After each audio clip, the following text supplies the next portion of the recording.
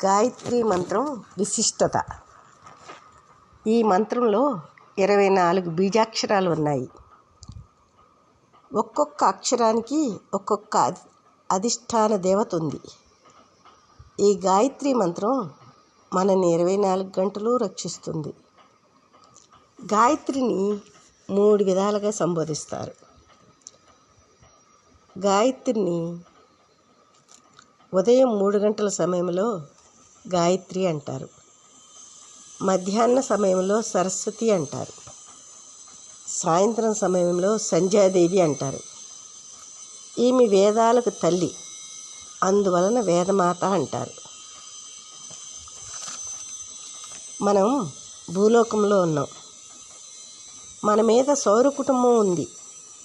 ఆ ప్రభావం కూడా ఉంది. పాలపుంతులు తిరుగుతున్నాయి. తిరుగుతున్నప్పుడు శబ్దం వస్తుంది. శబ్దం ఎక్కువ ఫ్రీక్వెన్సీలో ఉంది. అందువలన మనం వినలేం. ఒక్క విశ్వామిత్రుడు మాత్రమే వినగలిగాడు. విని అదే ప్రణవనాదం అని మనందరికీ తెలియజేశాడు. ఆ ప్రణవనాదం మూలంగా మనలో శక్తి ఉత్పన్నమవుతుంది. ఏ మూలశక్తి కారణంగా ఈ సకల చరాచర ప్రాణులు ఉనికిలోకి వస్తున్నాయో దాన్ని పట్టుకోగలిగితే మన జీవితం అద్భుతంగా ఉంటుంది. ఆ ప్రణవనాదమే ప్రపంచానికి మూలం కూడా.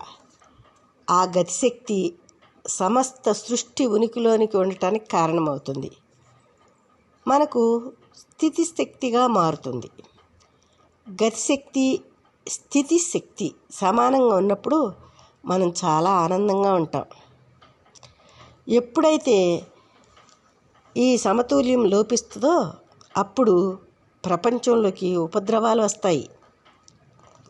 అప్పుడే యజ్ఞయాగాదులు మొదలు పెడతాం మనం. ఉత్తమోత్తమైన ఈ సూర్యశక్తిని నేను ధ్యానం చేస్తున్నాను. ఏ మూలశక్తి అయితే ప్రపంచాన్ని సృష్టిస్తుందో, ఏ మూలశక్తి అయితే ఈ సృష్టిని పోషిస్తుందో, ఏ మూలశక్తి అయితే తన తేజస్సుతో ప్రకృతిలో కనిపించే దేనినైనా సృష్టిస్తుందో, నశింపజేస్తుందో, ఆ తేజస్సు నా బుద్ధిని సక్రమమైన మార్గంలో నడిపించాలి అని మనం గాయత్రి మంత్రాన్ని చదువుకుంటాం. అప్పుడే మనం ఉపద్రవాల నుంచి రక్షించుకోబడతాము. స్వధర్మ ఉపద్రవాల నుంచి కూడా రక్షించుకోబడతాము.